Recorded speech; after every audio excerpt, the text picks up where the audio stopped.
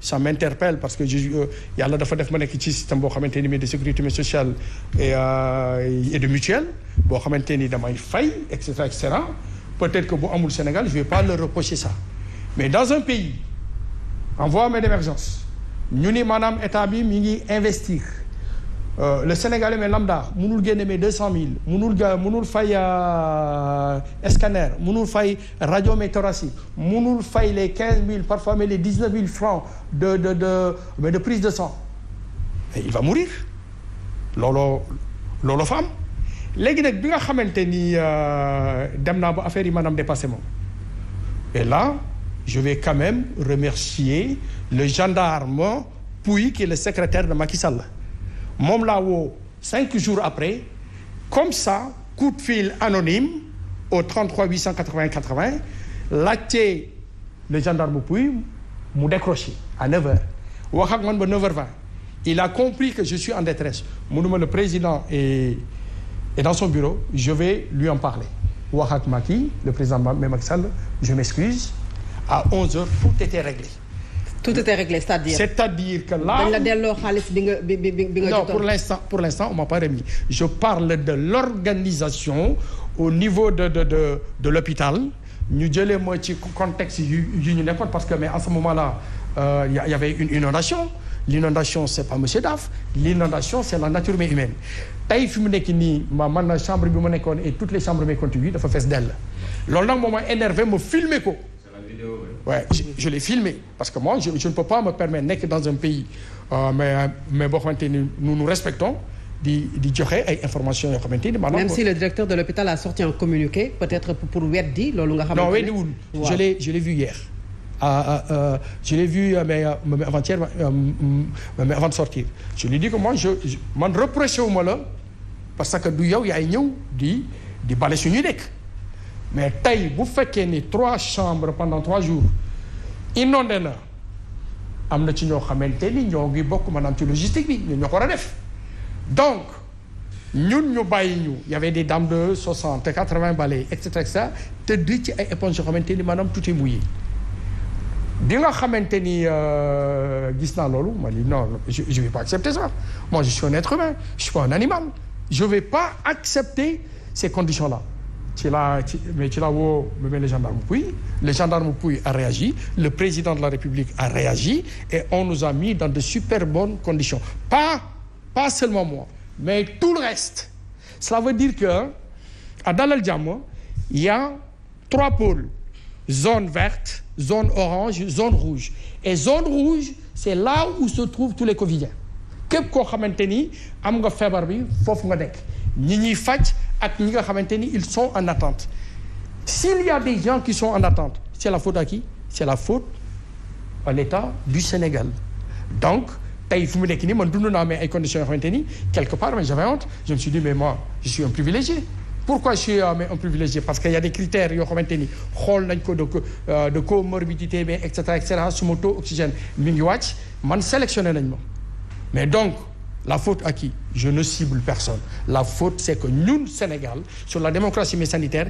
il faut ñu defaraat mbir mi tey loolu moom mooy problème bi est-ce que la vague Covid mënoon nañ ko éviter la réponse est oui parce que tey fu mu nekk nii ce qui m'a énervé mooy cette sortie politique et cette sortie tibb tànk moi j'aurais été le président de la République mais du Sénégal ku tibb tànk man mu dugal ci kaso bi.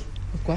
Parce que on ne peut pas être dans un pays où le variant mais delta ñëpp ñoo ngi ciy teg seen bët ni maanaam ñoo ngi dee.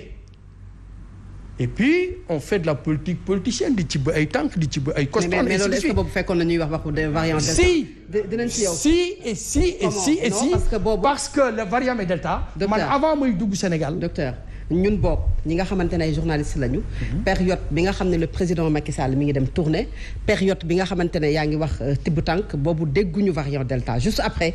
am na variant delta boo xam ne dégg nañu ko est-ce que le président de la République bi nga xamante ne am na toutes les informations bu ñu sukkandikoo ci les spécialistes de la santé yu wax ne addu woon nañu yëglu woon nañu est-ce que moom toutes ces informations c'est les opposants amoon nañu ko. Le monde entier avait toutes ces informations madame.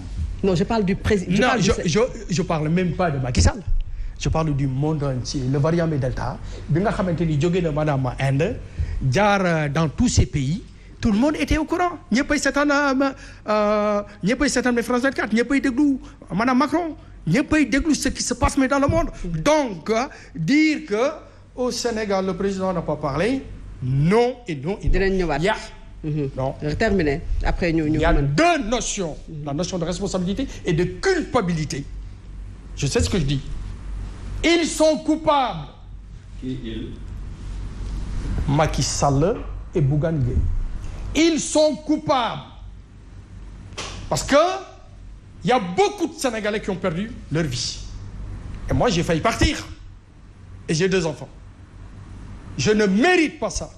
Je ne mérite pas d'être dans un système où chacun fait mais n'importe quoi, soi-disant que 2024, ils ne savent même pas s'ils seront là pour 2024. Pourquoi la culpabilité de ces 2 hommes mais cela ne vous a pas empêché d'aller dans un restaurant, par exemple.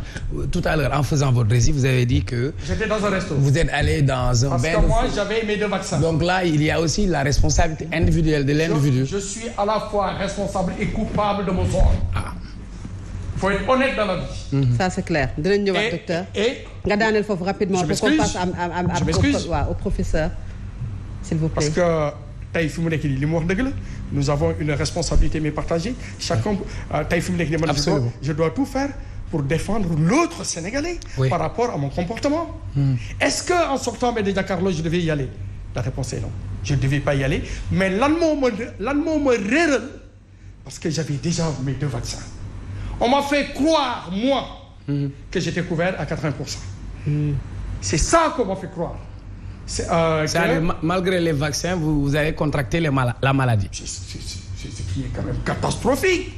J'étais dans une situation grave. Et quand on nous faisait les vaccins ailleurs, on nous disait, oui, vous êtes couvert à 80%, ce qui est absolument faux.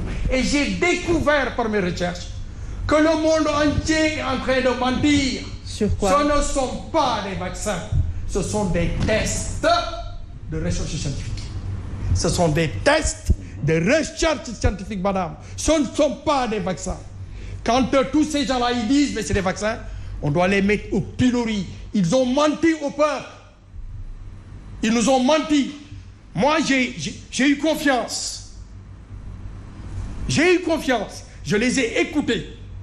Au départ, je faisais partie des intellectuels qui disaient non. Avec tout le respect que je dois à Serigne Mountakha, avec tout le respect que je dois aux chefs religieux, j'ai même fait un article en disant pour que les Sénégalais puissent être vaccinés, il faut que Macky, les khalifes généraux, qu'ils passent en premier. Je l'ai dit. Alors, parce que moi, par rapport au départ, je n'avais pas confiance. Docteur, par rapport au vaccin, ñu ngi ciy ñëwaat, s'il vous plaît. Il n'y a pas de vaccin. Ouais. Il ne faut pas dire vaccin. Alors, c'est des tests de recherche scientifique. Il n'y a aucune évaluation. Il faut appeler un chat un chat. Ces gens-là, c'est des menteurs. Docteur. C'est des assassins, des criminels. Alors, je le dis haut et fort. C'est des criminels. Alors, ñu jàll ci s'il vous plaît monsieur docteur s'il vous plaît docteur Thiam ñu ngi ci ñëwaat. Alors Meissa ñu ñëw ci Meissa Babou maa ngi ñëw ci yow professeur ñu ñëw ci Meissa Babou wax na li nga xam ne mooy la gestion de cette pandémie exemple boo xam ne moom daf ko dund hôpital Dalal Jàmm koppar bu mu fay beneen sénégalais bu nekk ci beneen hôpital bu jotewul ak